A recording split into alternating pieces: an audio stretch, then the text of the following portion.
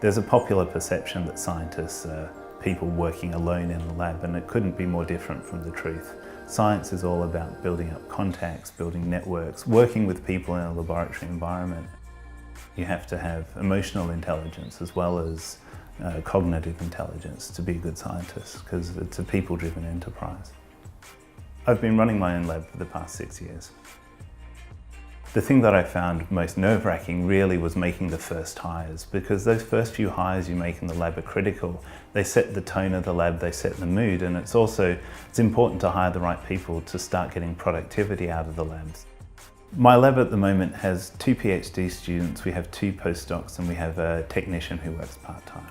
What makes a good lab is what makes a good team in general, is that everyone has clear ideas of what the priorities are, what they're meant to be doing, and they feel empowered to do it.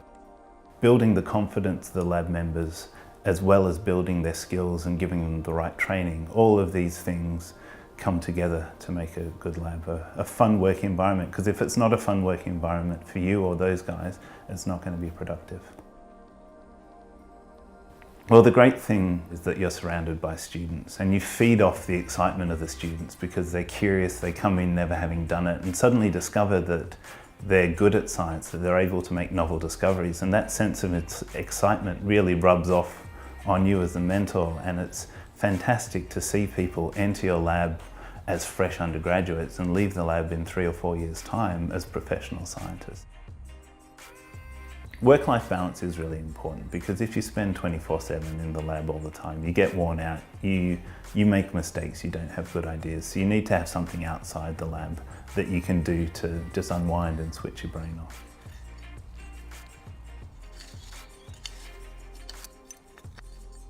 I would say that looking after people in the lab, making sure that they're well resourced and that they understand what they're meant to be doing is the biggest challenge of running a scientific lab, but it's the most important thing, and also I'd say probably the most rewarding.